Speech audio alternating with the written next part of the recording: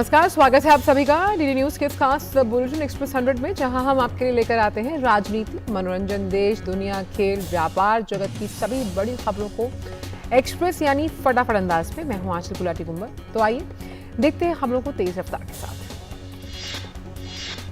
सरकारी कोविड टीकाकरण केंद्रों पर सभी पात्र लोगों को निःशुल्क एहतियाती टीका लगाने के लिए 75 दिवसीय कोविड टीकाकरण अमृत महोत्सव आज से शुरू। विशेष अभियान का उद्देश्य 18 साल से अधिक उम्र के पात्र लोगों को कोविड टीके की एहतियाती खुराक देने के काम में तेजी लाना।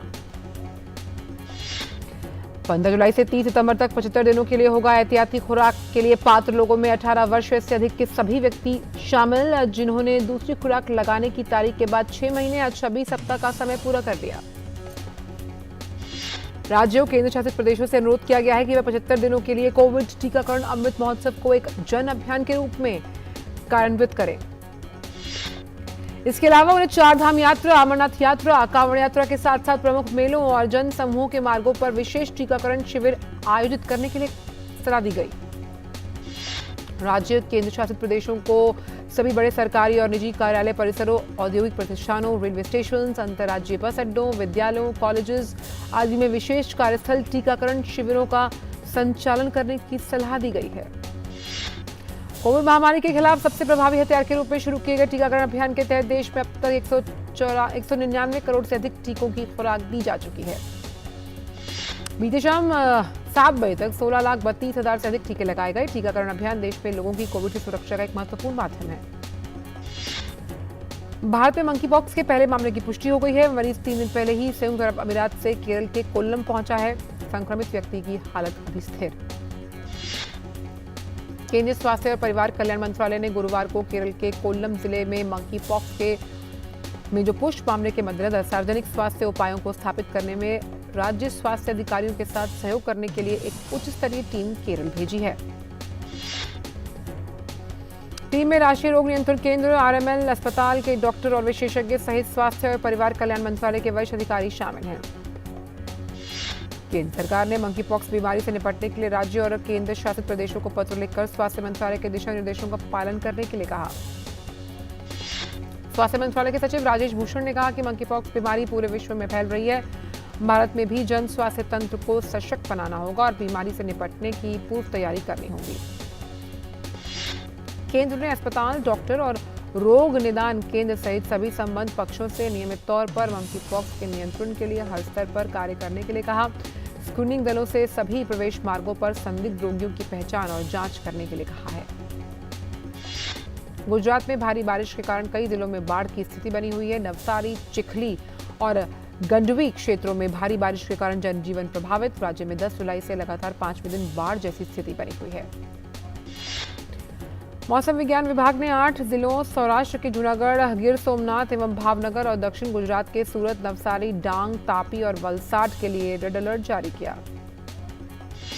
भारी बारिश से पैदा बाढ़ की स्थिति के कारण नवसारी, डांग और कच्छ से गुजरने वाले राष्ट्रीय राजमार्ग बंद किए गए हैं, जो जल्द ही खोले जाएंगे। राज्य के गांवों में संचालित कुछ एसटी बस के मार्ग सुरक्षा कारणों से बंद कर दिए गए।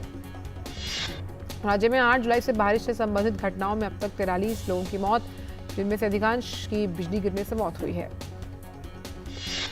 राज्य में अब तक 39,177 नागरिकों को बाढ़ प्रभावित इलाकों से निकालकर सुरक्षित स्थानों पर पहुंचाया गया। वहीं 17,000 से अधिक प्रभावित नागरिक घर लौट चुके हैं। राज्य में राहत और बचाव कार्य के लिए एसडीआरएफ की 22 प्लाटून, एक टीम, जबकि एनडीआरएफ की कुल 19 टीमें तैनात। गुजरात के मुख्यमंत्री भूपेंद्र पटेल भारी बारिश से प्रभावित क्षेत्रों की स्थिति पर लगातार नजर रखे हुए कल रात उन्होंने राज्य नियंत्रण केंद्र पहुंचकर नवसारी और वलसाड के कलेक्टर से वीडियो कॉन्फ्रेंसिंग के माध्यम से बात की। खासकर नवसारी जिले में बारिश के कारण पैदा हुई विकट स्थिति और वहां चलाए जा रहे राहत कार्यों पर उन्होंने जानकारी ली। मुख्यमंत्री ने लोगों को सुरक्षित स्थानों तक पहुंचाने में, खासकर मार्गों को खोलने में एनडीआरएफ की और मदद लेने पर बातचीत के साथ ही राजमार्गों की स्थिति की भी समीक्षा की। महाराष्ट्र के कई हिस्सों में भारी बारिश से आई बाढ़ से लोगों का जनजीवन अस्त व्यस्त। पिछले कुछ दिनों में राज्य के कई हिस्सों में रेड अलर्ट जारी किया गया। आज रायगढ़, पालघर, पुणे, सतारा, कोल्हापुर में ऑरेंज अलर्ट जारी किया गया है। मौसम विभाग ने इन्हें छोड़कर सभी जिलों में कम बारिश का अनुमान जताया। पिछले कुछ दिनों में भारी बारिश के कारण कई नदियां खतरे के निशान को पार कर जाने के बाद प्रशासन द्वारा नदी किनारे गांवों को अलर्ट कर दिया गया। महाराष्ट्र के ठाणे, मुंबई उपनगरों, रायगढ़, रत्नागिरी, सतारा, कोल्हापुर, सिंधुदुर्ग, अमरावती, नागपुर, वर्धा, यवतमाल जिलों के लिए ऑरेंज अलर्ट जारी। मौसम विभाग ने पुणे में आज और कल 2 दिन भारी बारिश की चेतावनी दी है। पुणे के घाट इलाके में भारी बारिश के आसार हैं। कोंकण रेलवे लाइन पर मिट्टी भरने के कारण 2 घंटे तक यातायात बाधित रहा। अंजनी और चिपलून के बीच रेल पटरी पर कीचड़ के कारण एक्सप्रेस पटरी से उतर गई। तेलंगाना में लगातार हो रही बारिश के कारण गोदावरी नदी उफान पर। पिछले 1 सप्ताह से लगातार हो रही बारिश के कारण गोदावरी और उसकी सहायक नदियां राज्य में कई स्थानों में खतरे के निशान पर बह रही हैं। वहीं राज्य के मंदिरों की नगरी भद्राचलम में स्थिति चिंताजनक। भारी बारिश के कारण बाढ़ का स्तर लगातार बढ़ता हुआ और वहीं इस भयावह स्थिति को देखते हुए भद्राचलम में राज्य सरकार ये सुनिश्चित करने के लिए सभी उपाय कर रही है कि किसी की भी जान माल की हानि ना हो। वहीं असम में नदियों का जलस्तर स्थिर होने के कारण बाढ़ की स्थिति में सुधार। हालांकि 6 जिलों के 2,28,000 से अधिक लोग बाढ़ से अभी भी प्रभावित। राज्य में 527 हेक्टेयर कृषि भूमि अभी भी पानी में डूबी हुई है। राज्य में प्रभावित गांवों की संख्या 175। कुछ जिलों में कटाव से नुकसान की सूचना। अब तक बाढ़ और भूस्खलन में मरने वालों की संख्या 192। 15,000 से अधिक लोग 59 राहत शिविरों में शरण ले चुके हैं। प्रशासन प्रभावित आबादी को राहत सहायता प्रदान करने के साथ साथ पुनर्वास उद्देश्य के लिए भी लगातार मिशन मोड में काम करता हुआ। बाढ़ के बाद की स्थितियों में स्वास्थ्य समस्याओं के समाधान के लिए स्वच्छता अभियान और चिकित्सा शिविर आयोजित किए जा रहे हैं। मौसम विज्ञान केंद्र ने राज्य में अगले कुछ दिनों में बिजली गिरने की और भारी बारिश की भविष्यवाणी की है। केंद्रीय शिक्षा मंत्री धर्मेंद्र प्रधान आज NIRF रैंकिंग की घोषणा करेंगे। ये राष्ट्रीय संस्थागत रैंकिंग फ्रेमवर्क का 7वां संस्करण है। इस रैंकिंग को वार्षिक रूप से तैयार किया जाता है। इस रैंकिंग द्वारा देश भर में उच्च शिक्षण संस्थानों को रैंक किया जाता है। ये फ्रेमवर्क सभी विश्वविद्यालयों, शीर्ष शैक्षणिक संस्थानों और कॉलेजों को रैंक करता है। वहीं CUET अंडर ग्रेजुएट 2022 जो परीक्षा है वो देश के 500 शहरों और बाहर के 10 शहरों में आज से शुरू हो रही है। ये परीक्षा 15, 16, 19 और 20 जुलाई को होगी। राष्ट्रीय परीक्षा एजेंसी ने पारदर्शी परीक्षा आयोजित करवाने के लिए सभी परीक्षा केंद्रों पर CCTV कैमरे लगवाए। सभी केंद्रों पर मास्क उपलब्ध करवाए गए। ये परीक्षा 2 चरणों में आयोजित की जा रही है। वक्त एक ब्रेक का। कावेरी रंग छायो, खुशियों से मन गायो। कावेरी रंग छायो, कावेरी मेहंदी कोन हाथों पर उतरे प्यार के गहरे रंग। Power Grid, a Maharatna PSU of Government of India, largest transmission utility of country, embarked on one such remarkable journey to establish one nation, one grid, one frequency, culminating into one electricity market. Power Grid, transmitting power, transforming lives. पेड़ लगाओ, पानी बचाओ, जनसंख्या को जनबाढ़ न बनाओ। IME Sahibabad, Ghaziabad, NCR. 27 years of excellence in higher education offers Radhika scholarship up to 50% of college fees. अच्छा बाबा नमस्ते। देखिए जानते तो सभी हैं कि ज्यादा तेल, चीनी या नमक खाना नुकसानदायक होता है। हमें तो लगता है कि ज्यादा से ज्यादा थोड़े मोटे ही हो जाएंगे, बस चलेगा। पर अगर तेल, नमक या चीनी पे कंट्रोल नहीं किया ना तो high blood pressure, heart attack, stroke, sugar की बीमारी, आंखों की खराबी, किडनी फेल, कुछ भी हो सकता है। और इन सबके चक्कर में परहेज ही परहेज, सिर्फ खाने में नहीं, आपकी पूरी जिंदगी में। Start reducing your intake of sugar, salt and fat from today.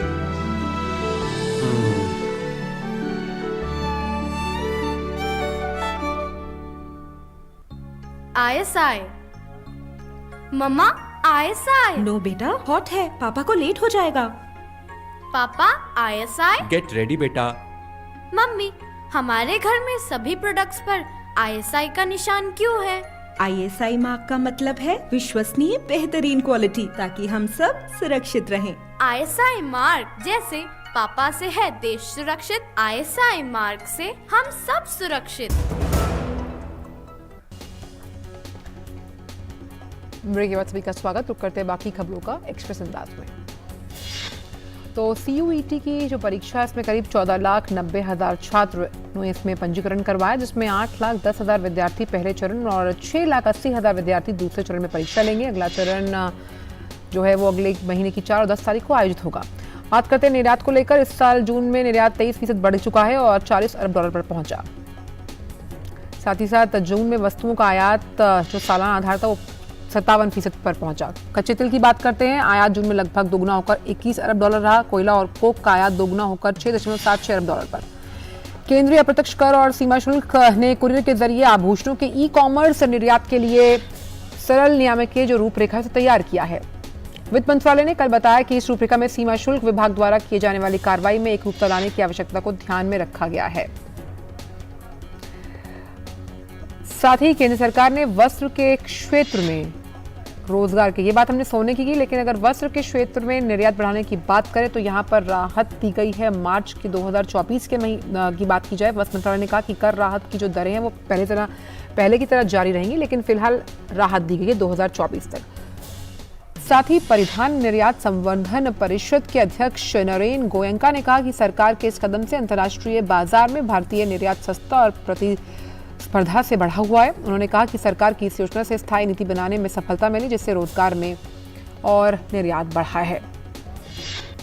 सरकार की कर राहत योजना से कपड़ा क्षेत्र में स्टार्टअप उद्धव केंद्र को प्रोत्साहन मिला। सूक्ष्म, लघु और मध्यम उद्योग जो है उनके जो उद्यम है वो उन्होंने परिधान निर्यात में रुचि दिखाई, यानी कि एमएसएमई की अगर बात की जाए तो उन्होंने रुचि दिखाई। एसबीआई ने एमसीएलआर में इजाफा करने का ऐलान कर दिया, जिसके बाद लोन महंगा हो जाएगा। नई दरें शुक्रवार से लागू। सीसीपीए ने ई-कॉमर्स संस्थाओं से कहा है कि वे आयुर्वेदिक, सिद्ध और यूनानी दवाओं के पंजीकृत चिकित्सक या वैद्य के नुस्खे को देखकर ही अपनी दवाएं बेच सकते हैं।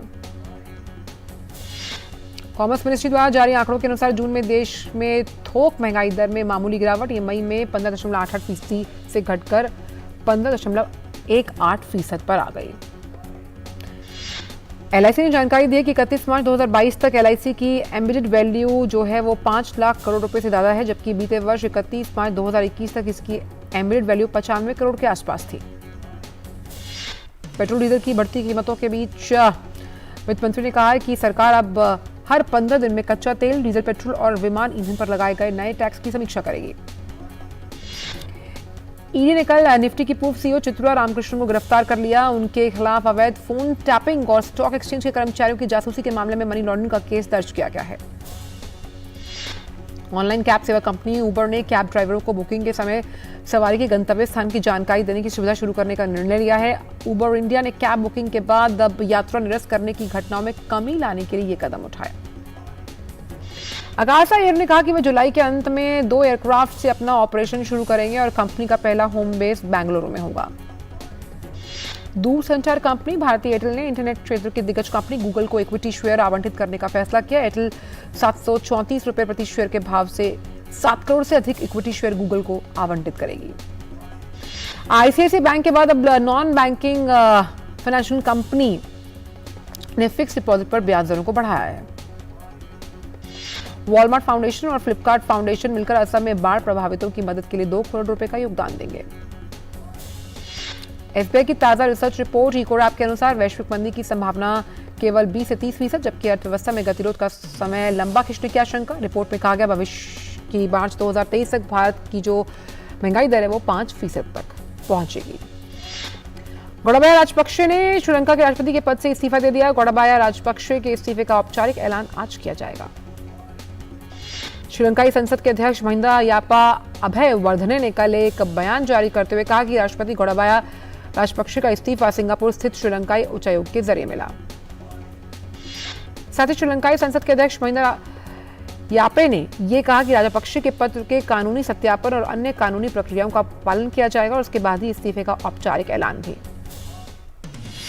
इस बीच कार्यवाहक राष्ट्रपति रणिल विक्रमसिंघे ने देश की सेना से शांति और व्यवस्था बनाए रखने के लिए एक्शन लेने की अपील की। कार्यवाहक राष्ट्रपति के इस आदेश का पूर्व फील्ड मार्शल और सांसद सरणत फ्रॉडसेका ने विरोध किया। श्रीलंकाई सेना प्रमुख ने भी देश की जनता से शांति और कानून व्यवस्था बनाए रखने की अपील की है। वहीं सिंगापुर ने राजपक्षे को शरण देने की बात से इनकार किया। सिंगापुर के विदेश मंत्रालय ने पुष्टि करते हुए कहा कि श्रीलंका के राष्ट्रपति निजी यात्रा पर आए हैं। बुधवार को देश छोड़ने के बाद राजपक्षे मालदीव पहुंचे, लेकिन यहां भी उनका विरोध शुरू हो गया। दिन भर इस दौरान सेना की टुकड़ियां कोलंबो समेत दूसरे शहरों की सड़कों और गलियों पर गश्त करती हुई दिखाई दी। राजपक्षे के देश छोड़कर जाने के बाद पैदा हुई भ्रम की स्थिति से निपटने के लिए गुरुवार को पश्चिमी प्रांत में फिर से कर्फ्यू लगा दिया गया। भारत ने संयुक्त राष्ट्र सुरक्षा परिषद की कोलंबिया पर आयोजित अररिया फॉर्मूला बैठक में हिस्सा लिया। भारत ने सत्य आयोग की अंतिम रिपोर्ट जारी होने के कोलंबिया के आधुनिक इतिहास को निर्णायक घटना बताया। साथ ही अररिया फॉर्मूला संयुक्त राष्ट्र सुरक्षा परिषद के सदस्यों की एक अनौपचारिक बैठक है जो सदस्यों द्वारा आयोजित की जाती है। ब्रिटेन के पूर्व वित्त मंत्री ऋषि सुनक ने कंजर्वेटिव पार्टी के नेता और प्रधानमंत्री पद पर चुने जाने के लिए मतदान का दूसरा दौर जीत लिया। दूसरे दौर में सुनक को 101 वोट मिले, जबकि उप व्यापार मंत्री पेनी मॉरिन को 83 और विदेश मंत्री लिज ट्रस को 64। दूसरे दौर के मतदान में अटॉर्नी जनरल सुएला ब्रेवन दौड़ से बाहर। वक्त छोड़ से ब्रेक का। Just look at it, sir. 0 to 100 in 5 seconds flat. Really? आपकी है? तुम्हें भी अपने बुढ़ापे में कॉम्प्रोमाइज नहीं करना है तो अभी से नेशनल पेंशन सिस्टम में इन्वेस्ट करो। नेशनल पेंशन सिस्टम ये 60 की उम्र तक पैसे बचाता और बढ़ाता है और फिर उन्हीं पैसों को हर महीने सैलरी की तरह आप तक पहुंचाया जाता है। 1800110708 और website www.pfrda.org.in। National pension system में इन्वेस्ट करने से टैक्स भी बचता है सर। National pension system. चल भाई झुमके बदली कराने हैं। अरे आंटी, ये रही सामने सोने की दुकान, यहाँ से बदलवा लो। पर खरीदा तो उस दुकान से था। अरे अगर हॉलमार्क का निशान है ना तो कहीं से भी अदला बदली करा लो, वो भी बिना किसी डर के। सच? हाँ, 16 आने। सोना कहीं भी खरीदो, बेचो बेझिझक बेफिक्र हॉलमार्क के साथ। हॉलमार्क है तो सोना है।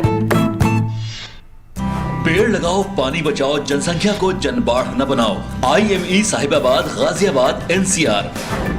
27 years of excellence in higher education offers Radhika scholarship up to 50% of college fees. Kaveri रंग छायो खुशियों से मन गायो, कावेरी रंग छायो खुशियों। कावेरी मेहंदी कोन हाथों पर उतरे प्यार के गहरे रंग। जब देश के लिए क्रिकेट खेलो तो हाथ में बल्ला और दिल में जज्बात होने चाहिए। मैं तापसी पन्नू लेकर आई हूँ शाबाश मिठू वंडर सीमेंट के साथ। आइए 15 जुलाई को अपने नजदीकी सिनेमाघरों में और देखिए, जब दिल में हो जज्बात तभी तो होती है एक परफेक्ट शुरुआत। ब्रेक के बाद स्वागत। रुक करते हैं अनेक खबरों का एक्सप्रेस अंदाज में। ब्रिटेन के प्रधानमंत्री और कंजर्वेटिव पार्टी के नेता बोरिस जॉनसन के उत्तराधिकारी के लिए अब 5 उम्मीदवार दौड़ में रह गए। तीसरे दौर का मतदान सोमवार को होगा। इटली के राष्ट्रपति ने प्रधानमंत्री मारियो द्रागी के इस्तीफे को खारिज कर दिया। राष्ट्रपति ने प्रधानमंत्री को बातचीत के लिए संसद के सामने पेश होने के लिए आमंत्रित किया ताकि स्थिति का आकलन किया जा सके। इससे पहले प्रधानमंत्री मारियो द्रागी ने कहा था कि उनके सत्तारूढ़ गठबंधन में एक पार्टी द्वारा विश्वास मत से भाग नहीं लेने के बाद वे अपने पद से इस्तीफा दे देंगे। यूक्रेन के विंत्सिया शहर में बृहस्पतिवार को रूस के मिसाइल हमले में 23 लोगों की मौत हो गई, 100 से ज्यादा लोग घायल। यूक्रेन के अधिकारियों ने ये जानकारी दी। यूक्रेन के राष्ट्रपति वोलोदिमीर ज़ेलेंस्की ने सैन्य आबादी वाले क्षेत्र में इस हमले के होने के बाद उसे आतंकी कार्रवाई बताया। यूक्रेनी सेना ने अलगाववादियों के कब्जे वाले दोनेत्स्क शहर में एक बस अड्डे पर हमला किया जिसमें कम से कम 2 लोगों की मौत हो गई। यूक्रेन के गृह मंत्रालय ने की जो सलाहकार है उन्होंने कहा कि दोनेत्स्क शहर में बस अड्डे पर हमला रूसी सेना ने किया और यूक्रेन पर झूठे आरोप लगाए जा रहे हैं। अमेरिका सहित 40 से अधिक देश यूक्रेन में संदिग्ध युद्ध अपराधों की मिलकर जांच करने पर सहमत हुए। सहमत होने वाले में यूरोपीय संघ, ब्रिटेन, अमेरिका, कनाडा, मेक्सिको और ऑस्ट्रेलिया जैसे देश शामिल हैं। भारत और इंग्लैंड के बीच 3 वनडे मैचों की सीरीज का दूसरा मुकाबला इंग्लैंड ने 100 रन से जीत लिया। इस जीत के साथ ही इंग्लैंड की टीम 3 मैच की सीरीज में 1-1 की बराबरी पर आ गई। अब तीसरा मैच निर्णायक साबित होगा। पहले बल्लेबाजी करते हुए इंग्लैंड ने 246 रन बनाए थे। आसान दिख रहे इस लक्ष्य का पीछा करते हुए टीम इंडिया 146 रन पर सिमट गई। इंग्लिश गेंदबाज रीसी टॉपली के सामने भारतीय बल्लेबाज बेबस नजर आए। टॉपली ने 6 विकेट लेकर भारतीय बल्लेबाजों की कमर तोड़ दी। लॉर्ड्स के मैदान पर इंग्लैंड पिछले 15 सालों में भारत से कोई वनडे मैच नहीं हारा और उसके अजय रहने का रिकॉर्ड अभी भी बरकरार। भारत की स्टार बैडमिंटन खिलाड़ी पीवी सिंधु आज सिंगापुर ओपन में अपना क्वार्टर फाइनल मुकाबला खेलने उतरेंगी। क्वार्टर फाइनल में सिंधु का सामना चीन के खिलाड़ी हान यू से होगा। वहीं सिंगापुर ओपन के अन्य महिला एकल के क्वार्टर फाइनल में साइना नेहवाल अपनी चुनौती पेश करेंगे। सिंगापुर ओपन के पुरुष एकल के क्वार्टर फाइनल में भारत के एचएस प्रणॉय आज अपना मैच खेलेंगे। विश्व एथलेटिक्स चैंपियनशिप की शुरुआत आज से होने जा रही है। अमेरिका पहली बार विश्व एथलेटिक्स चैंपियनशिप की मेजबानी कर रहा है। फ्रांस की महिला फुटबॉल टीम ने यूरोपियन चैंपियनशिप के क्वार्टर फाइनल में प्रवेश कर लिया। यूरोपियन चैंपियनशिप के एक अन्य लीग मैच में इटली की महिला फुटबॉल टीम ने आइसलैंड के साथ 1-1 से ड्रॉ खेला। चेल्सी ने मैनचेस्टर यूनाइटेड के फॉरवर्ड क्रिस्टियानो रोनाल्डो को साइन करने में अपनी रुचि समाप्त कर दी। एमयू के डिफेंडर लिंसेंड्रो मार्टिन्स को लेकर फुटबॉल क्लब एजैक्स के साथ चर्चा कर रहा है। उम्मीद है कि जल्दी ये सौदा समाप्त हो सकता है। बार्सिलोना ने फ्रांस के फॉरवर्ड उस्मान डेम्बले के साथ 2 साल के नए अनुबंध पर सहमति व्यक्त की। 25 वर्षीय खिलाड़ी का स्पेनिश क्लब के साथ का पिछला सौदा समाप्त हो गया। पूर्व जर्मनी खिलाड़ी मेसूत ओजिल तुर्किश क्लब इस्तांबुल बसाकेसिर में शामिल हो गए। बसाकेसिर का कहना है कि 33 वर्षीय नाटककार ने 1 साल का करार किया है। एक्शन ड्रामा मचरेला न्योज कावग्रम टॉलीवुड की बहुप्रतीक्षित फिल्मों में से एक है। फिल्म निर्माताओं ने फिल्म में स्टार सुमित्र कानी के फर्स्ट लुक का पोस्टर का अनावरण किया। दक्षिण भारतीय अभिनेता धनुष इस समय अपनी Hollywood film the grey man को लेकर चर्चा में। अभिनेता धनुष ने एक वर्चुअल प्रेस कॉन्फ्रेंस के दौरान फिल्म से जुड़े जो काम के अनुभव थे उन्हें साझा किया और एक्शन सीन को लेकर भी बात की। Film hit the first case जल्द रिलीज होने वाली है। बॉलीवुड एक्टर राजकुमार राव ने फिल्म के प्रमोशन के दौरान पुलिस और क्राइम को लेकर कई बातें साझा की। अभिनेता सलमान खान पिछले कई सालों से बिग बॉस को होस्ट करते हुए नजर आ रहे हैं। अब खबरों की माने तो हर साल की तरह इस साल भी उन्होंने अपनी फीस बढ़ा दी। सलमान बिग बॉस 16 को होस्ट करने के लिए भारी भरकम फीस लेते हैं। जानवी कपूर इन दिनों अपनी जल्द फिल्म होने वाली रिलीज गुड लक जेरी को लेकर चर्चा में बनी हुई है। टीजर जारी होने के बाद अब मेकर्स ने फिल्म का ट्रेलर रिलीज किया है। आइए आपको जल्दी चलते हैं श्रीलंका इस वक्त।